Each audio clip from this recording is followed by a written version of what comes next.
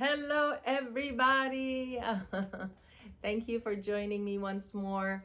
Today, I'm going to talk about how to become who you're supposed to be. I believe that we are all born and we all have purpose, and there's a reason we are here. So, today, I'm going to share my experiences and how I decided what I want to do, and hopefully, that'll help you.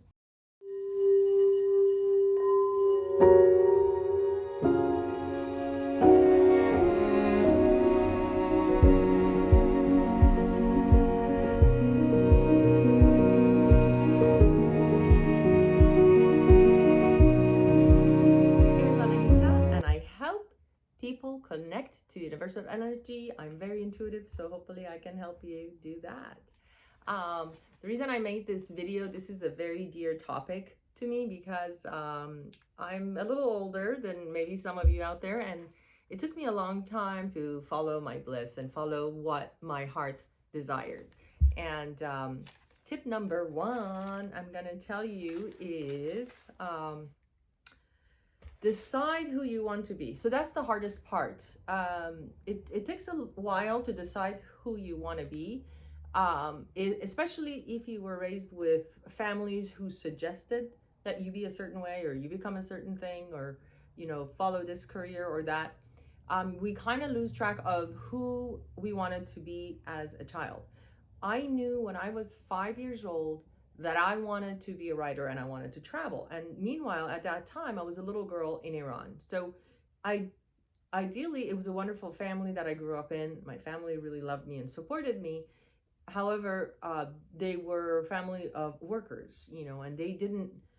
No, we didn't have any writers in my family. My dad actually was very poetic and he used to write poets, but I believe he had to become a breadwinner, and so he forgot his passion. He forgot what he was supposed to, was here to do, because I believe he would have been an amazing poet because he's a wonderful human being, and I'm lucky to be his daughter. So um, one of the things I learned was that I loved writing. I loved writing so much that in Iran, when you're in graduate school, or when you are in, I think, senior, and my uncle was a senior in high school, and they had to copy their notes, especially for science, very perfectly in a new bound book and submit. So it was kind of like a thesis or something. They had to submit that. My handwriting was so pretty at third grade, and yeah, meanwhile that had to be beautiful, and it would be someone who liked writing. So what I did was, he asked me because I loved writing so much. So I was a third grader, and I hand wrote, there was no computers at the time. I'm sorry, I'm a little older. So I hand wrote his entire thesis. It was a book this thick, and I had to copy. So I learned how to copy his handwriting because I didn't do all of it. Only when we were visiting grandma on the weekends, that's when I was helping him. So I had to learn his handwriting, and first, then copy the, the the notes he had taken in school, and put it in that final draft that he was going to hand into school. So that's how much I loved writing. I would just write just for the act of writing. And that's what I wanted to be when I grew up, and I knew I would travel. And the first time someone asked me what I wanted to be when I grew up, it was my grandmother. And I said, oh, okay, I feel so special. Someone's asking me this. I want to write and I want to travel. And she said, like, how are you going to make money? You're never going to make money that way. So I just got a very negative backlash right off the bat, but it didn't stop me. Writing is like drinking water for me, or walking. It's just very natural. I do it every day, whether I want it or not. It's there. I do it. And so I knew that's what I wanted to be. By the time that I was 14, I realized that I was very empathetic. I was an empath. And so people of all walks of life, adults, young, middle age, 25, 30, they would come to me and tell me their entire life, and it would feel like a release. They're like, oh, you should be a therapist. You're such a good listener. And it's just that I presented an aura of safety. I believe that's why they wanted to confide in me. So at that point, I started reading a lot of psychology books, and I became really interested in psychology. By the time it was time for college, I was really into fashion and I wanted to be a fashion designer. And my family said, no, we're not going to support you financially. And I wasn't a rebel. I didn't leave and say, hey, screw this. I'm just going to, I knew how to make money. I had always worked since I was 14 and I always had money in the bank. And I wasn't shy about working or finding my way. I was very resourceful. I could have done that, but I didn't because I was the good girl, listen to your parents. So I said, well, the only scientific thing I like is psychology. And I took the psychology route. So more on this story later. I'm going to come up with tip number 2. So number 1, decide who you want to be. Sorry, I'm looking over my notes. Number 2, value your time. So my mistake was I didn't value my time. I didn't follow through with my passion, which was fashion design. I may have not succeeded in fashion design, but as a teenager, as an 18-year-old, I think we owe it to ourselves to experience and have those failures or go for it. Or maybe I would have succeeded. That was actually very good. One of the things I noticed is that before the fashion came out, I would dress that way. Like, let's say season for right now, it's October 2021. Like, whatever is in fashion now, I would know by summer and I would start dressing that way, 2-3 months prior to that. And that's how, I was natural at it.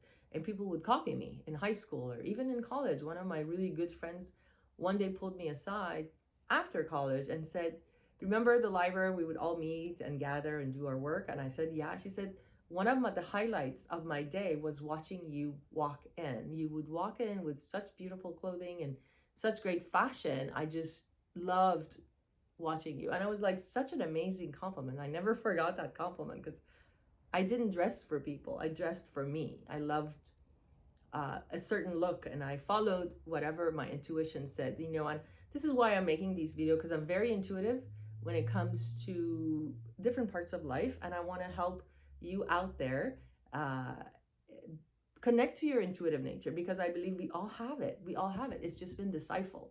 It's been deciphered by our upbringing, by schooling, rigid schooling. We all study the same mathematical equations. We all study the same, scientific facts, which some we're actually finding out some of them are made up. But I'm so glad to be in this space and be able to share with you guys. And hopefully we can help each other learn more. I'm sure I can learn from you guys. So value your time. Don't do what people tell you to do. Do what you want to do to pursue your passion. Like, let's say there's a guy I watch on YouTube. His name is Aaron Dowdy. He said that he used to party with friends. He used to smoke weed. He used to drink alcohol. And when he decided to go full-time on YouTube channel, and now after 4 years, he's a millionaire. He's making, I think, over $1 million a year, which is crazy good for someone who never went to school, and he just followed his bliss. And he said he stopped saying no to those events. So you may have to say no. If you're following your passion and you really adamant about becoming who you want to be, you may have to say no to certain things. Like, I should have said, it's okay, family, thank you for trying to help me for my future, but really I want to become a fashion designer. I should have followed that bliss and maybe moved out or maybe got a job. These were scary things. So when you want to follow your bliss, you have to do scary things. You're going to come at this edge where you have to jump. Okay? And it's against everything you go against, and it's against everything maybe your family brought you up to do. But it's your future, and you may have to meditate on it. You may have to think about it, but there is a leap of faith. And one of the reasons I haven't achieved what I desired at an earlier age is because I was afraid of the jump. So, and I'm here to help you overcome that fear if that's where you're at. I would love to help you with that. All right, that was number 2. Value your time. Number 3, your actions and the way you carry yourself must be in alignment with who you decide you want to become. So again, like the way you dress, the way you carry yourself. Let's say you want to be a shaman, and you want to be a healer. There's a certain way, if you look, around healers dress. Not to say that you have to fall into a category. So if you're a healer, you cannot go to McDonald's and have like a 32-ounce Coke and four burgers. Those are low vibration foods. That brings your vibration much lower. And when you are in low vibration, how are you going to heal others?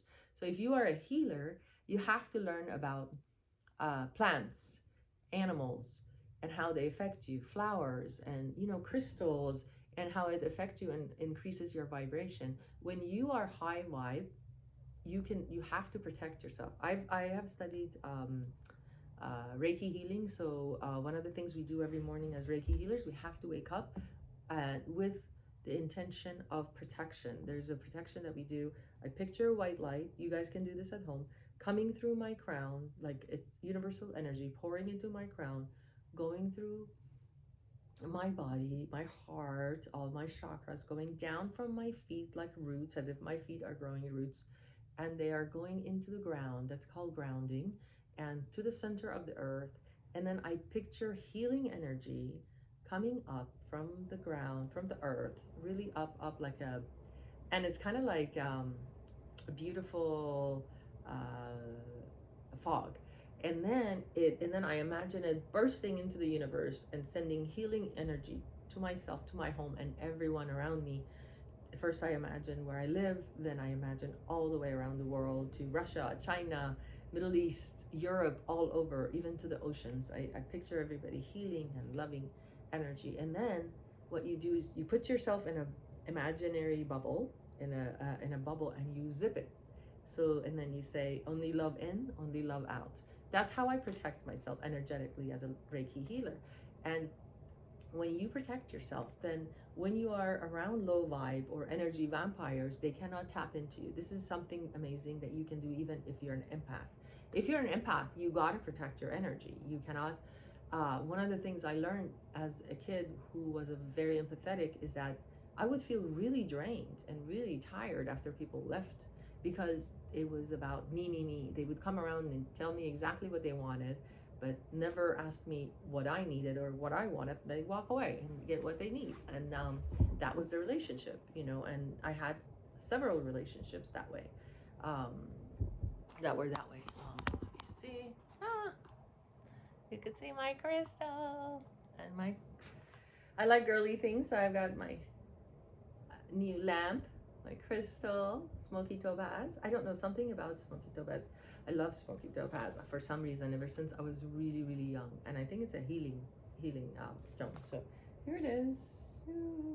It's got some um, golden colors in it too, and white crystal.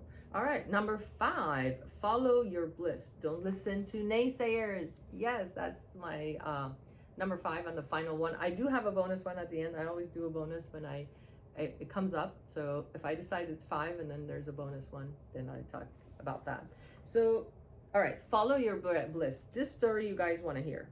Don't listen to naysayers. So by the time I was an adult, I was married, I had a child. My daughter was, I think, 2 years old.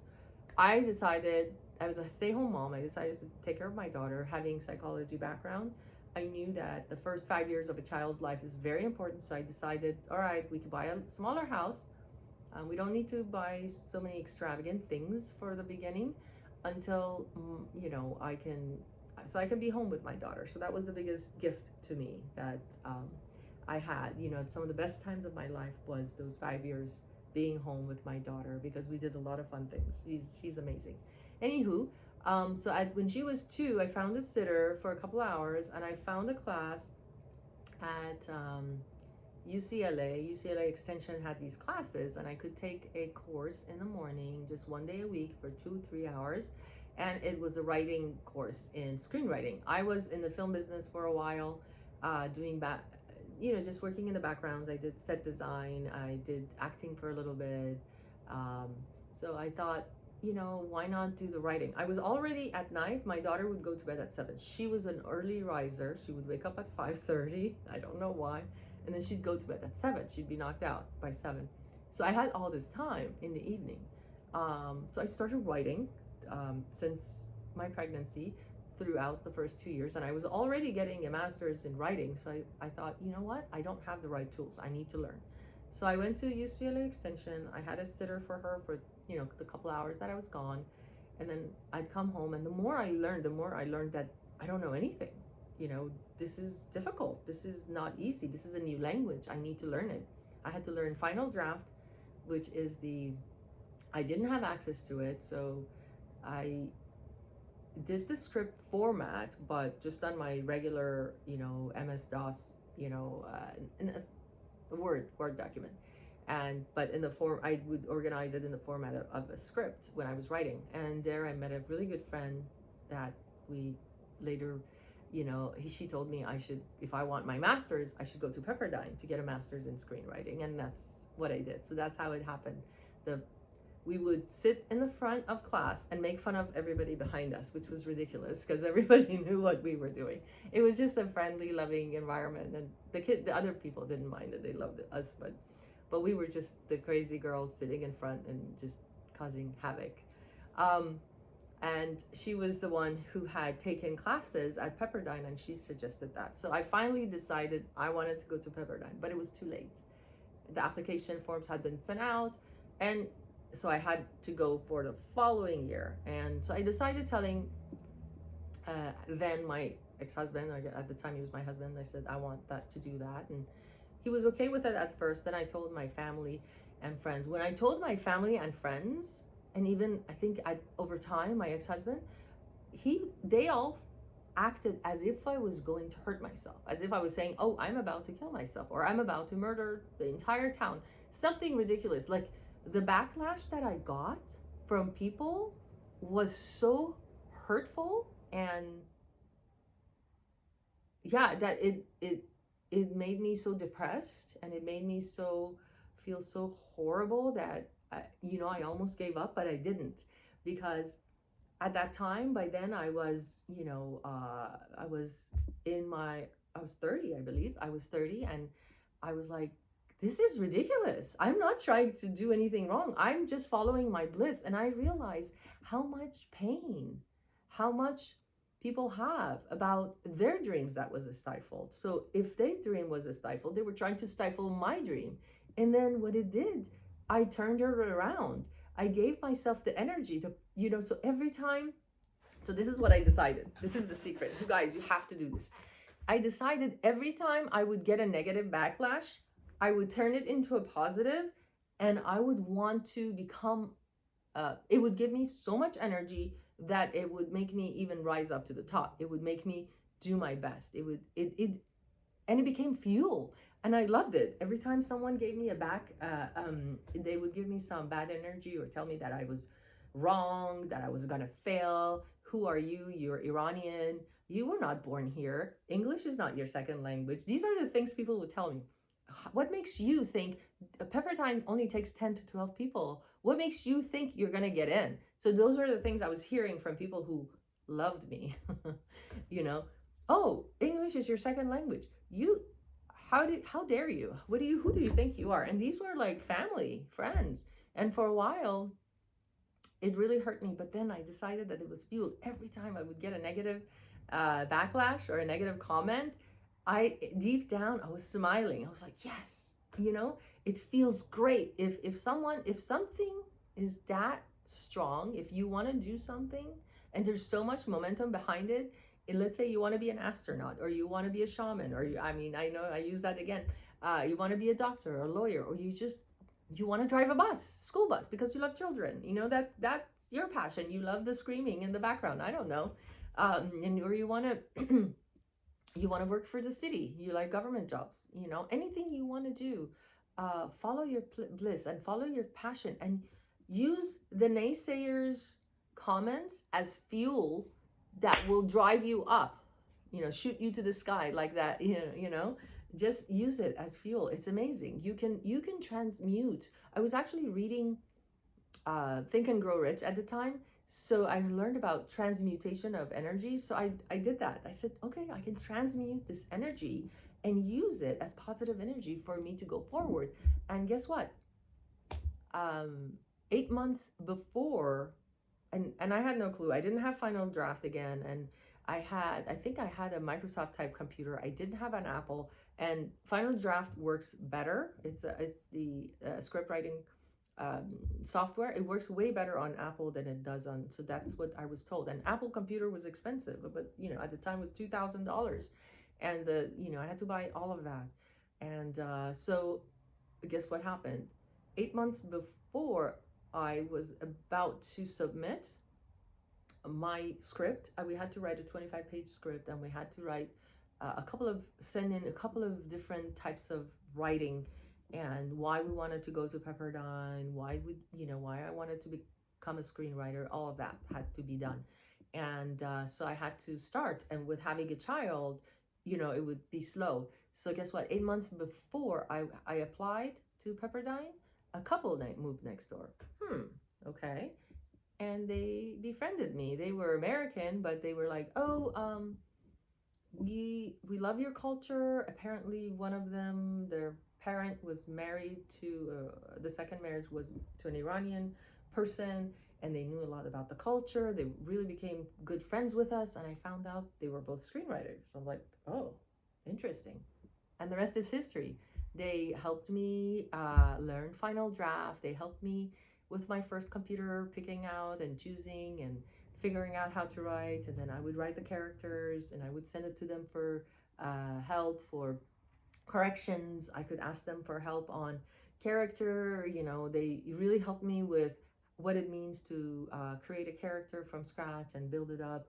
And so it was wonderful. It was such an amazing experience, as if it was God sent. So all of that energy that I transmuted, or it's not so this is what happens. So that's my final and last bonus. I wrote it down here. What did I say? I ruined the pages. Bonus is, okay. Bonus is when you follow your bliss, the universe conspires to help you, give you what you ask for. So this is the final, and the bonus is that when you ask for what you want, the universe conspires and gets you there. So long story short, I got in, I graduated, and I'm following my bliss. It's a little later. I did waste a lot of time. So I hope, but I'm here, and I'm following through. So I hope this helped you. If you have any questions or comments, please leave it in the comments below. I would love to hear from you. If you haven't yet done so, please subscribe and follow or like if this video was helpful in any way. Thank you so much. Kisses.